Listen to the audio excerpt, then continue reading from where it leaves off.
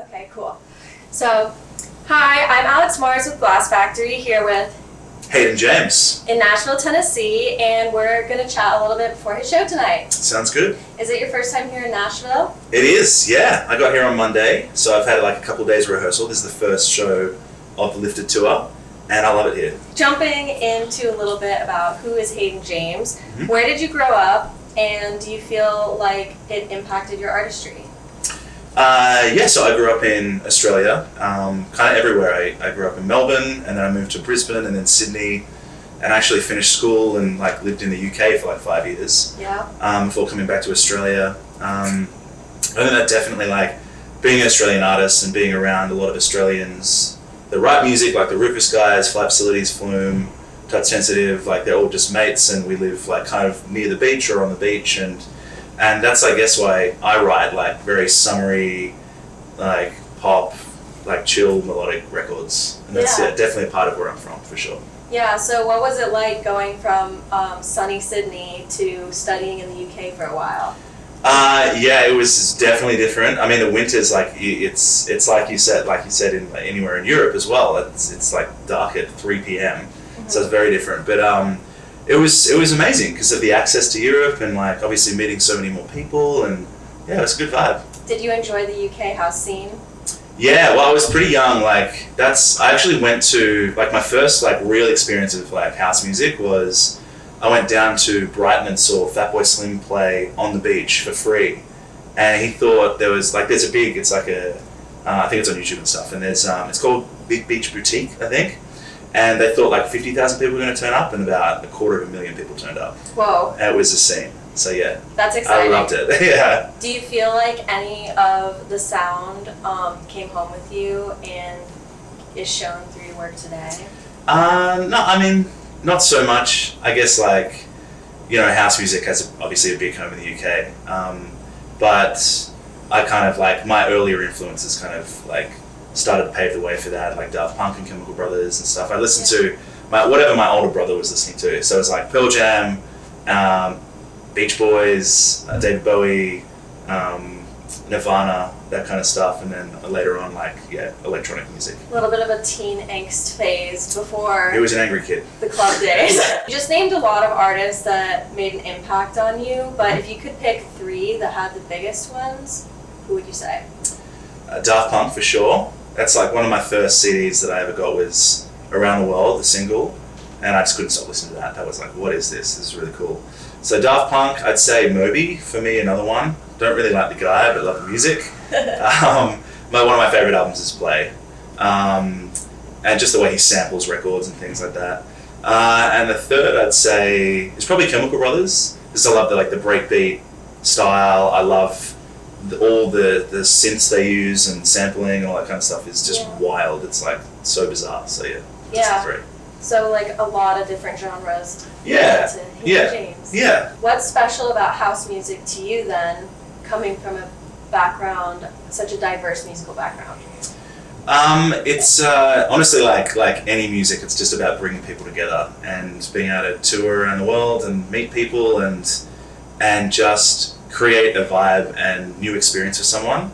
And just for me, it's all about that euphoric state of just like that feeling of love and happiness. So that's it. It might sound corny, but that's what I love about it. Yeah, I feel like most people about house music have a similar feeling, but I think that's something that's so amazing for it to be shared. Absolutely. And it's so special that like music can like affect people in that way too. Yeah, absolutely. Yeah, big vibes. Yeah. So your most recent album, Lifted, was released this year. What feeling do you hope people walk away with once they're done listening to it? Literally what we just said. That's the whole vibe. I wrote the album in lockdown over the last year, and it was kind of like an ode to like this moment of just like being able to tour again, and I don't know. Yeah, it's been out for like I think a month, and then it was out like a couple of days before I played Coachella. So it's really good to like 1 tour again, but 2 to be able to play all this brand new music for people and they really enjoy it. So yeah, it's just about that being like literally lifted and that style. Yeah. What's it been like as an artist going from Were you quarantining in Australia? Yeah. Okay. Yeah. So what's it been like over the past year or so? You know, quarantine's kind of everything's blended together. Yeah. Going from that to then, is it your Coachella debut, right? Yeah. So how's that been? Yeah, it's crazy. I mean, it's really different, and it's kind of a mental game, right? It's like being just with your family and just at home for so long, and then being thrust into like hundreds of thousands of people. It's like, wow. It's very interesting, but you slowly get used to it again, I guess. Yeah.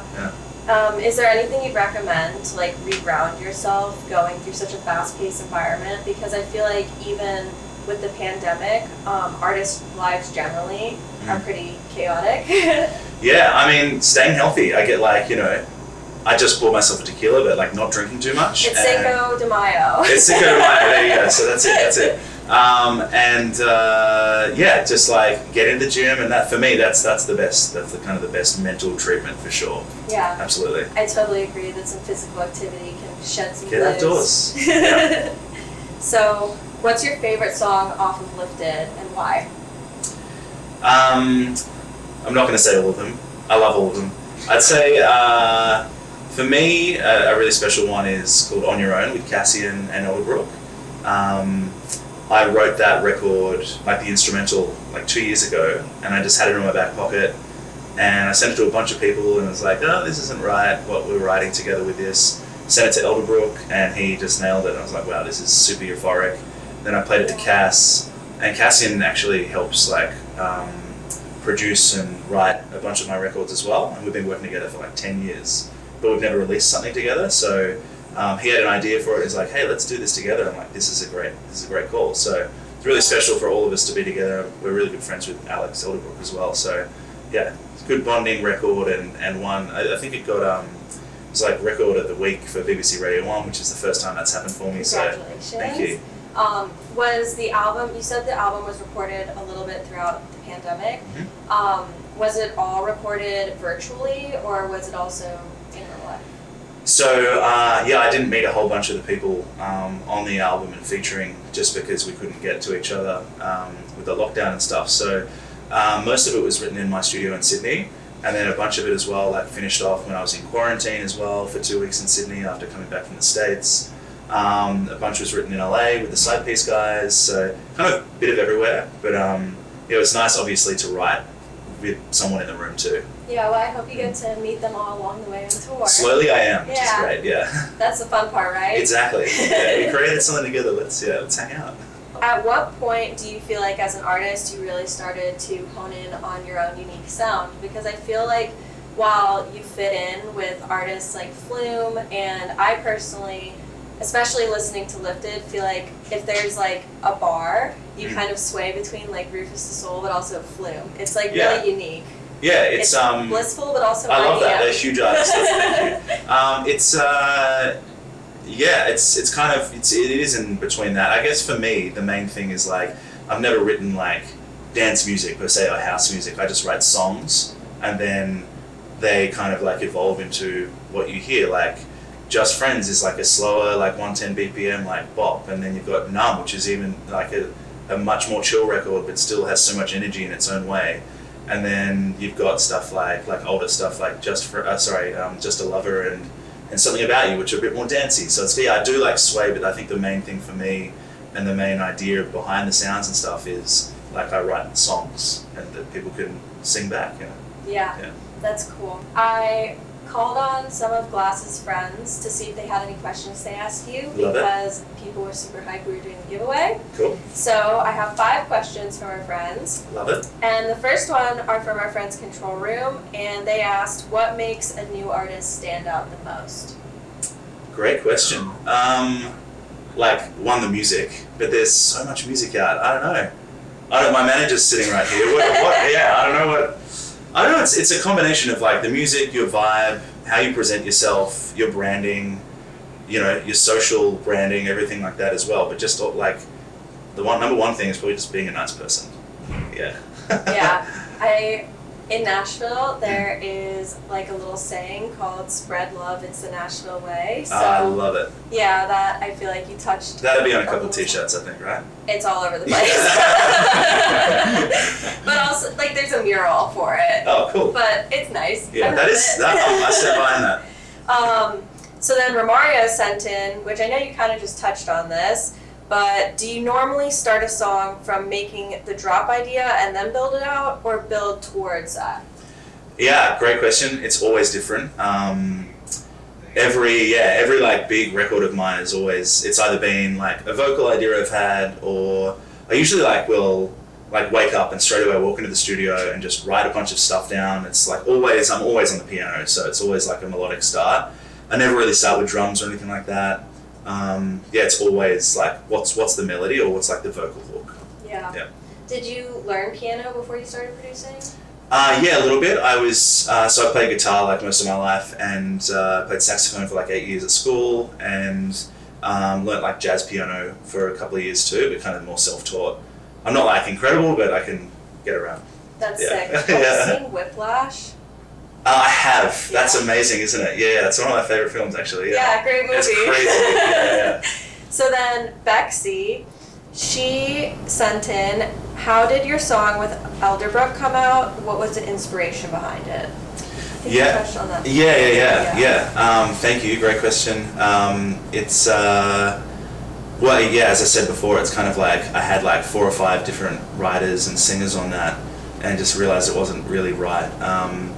But Elderbrook and I sat down with Cassie and just kind of like it came about really quickly. Actually, I had that instrumental like part of an idea, and then like it would have been like 5 hours in the studio, like in the virtual studio. Cass and I got together in LA, but I couldn't get together with Elderbrook, who's in the UK. But that one was just really quick. I find the ones that are super quick usually are the like pretty big ones. Yeah.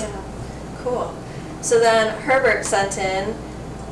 You also touched on this very earlier, so you're doing a stellar job in this interview, but he asked, what's the music scene like in Australia? You said it was really close-knit, so do you feel like it's overall a supportive scene? Yeah, big time. Yeah, everyone's kind of like really good friends with everyone, just because it's a smaller scene, I guess, and a lot of the festivals, like, you'll be billed with other people you see all the time, so it's really good to kind of hang out and see everyone backstage. But it's also like, people are friends, and it's not just like, oh, I write electronic music, I'm friends with an electronic artist only. It's like a lot of like great music friends are like indie bands and stuff. So like the Jungle Giants and Spacey J, and like so there's lots of great music, lots of great people there. Yeah. It's lovely to hear. Spread the love. Yeah. Then the last guest question is from Daniel Cisneros. And he's the winner of the giveaway tonight. Awesome, congratulations. Yeah, he is ready to party.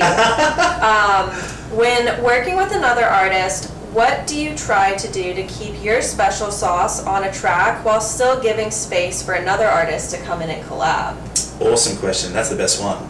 That's the hard thing. It's like, I've been in sessions where it's like, oh, this doesn't sound like me at all, or it's like way too, like, I don't hear the other artist's like special sauce on that, It's, I don't know, I guess it comes down to experience as well, and like your confidence in the studio, and I mean, sometimes, like, obviously not every song that you write comes out, so there's a lot of records that I've written with people that, don't fit, or are just not right for me, so maybe they're right for the other person, or, so it's always different. Yeah, I feel like that's like kind of carrying on the supportive experience you had in Australia. Yeah, like, big time. Maybe it's not right here, but that doesn't mean that this person... Never force it. That's it. If you force it, then it's like, it's just not going to work out. So yeah, and I feel be true to yourself. Yeah, be true to yourself, and also like be true to everyone else. There's no reason to like not share. Totally. Yeah. If you're writing a record with someone that's like, actually this really suits you more than me, then great. Then they can use the record. Everybody you get a credit, wins. Whatever. That's it. Anything fans should keep an eye out for as the year closes this year with you? Yeah, obviously, like, this is like the very first lifted tour, and it's like the first show in Nashville, so I'm really excited. Like, I'm touring all over the world, so like, check out my website, it's got all the dates on there. I'm going to Europe after this, and then hitting Australia, and then coming back to the States, so hopefully see you in Nashville again real soon. But new music too, there's always new stuff coming, and I'll definitely release some things by the end of the year. Or before, way before. That's great news and super exciting. Yeah, thank you so much. Thank you for your time today. Pleasure. And can't wait to see the show. Thank you so much.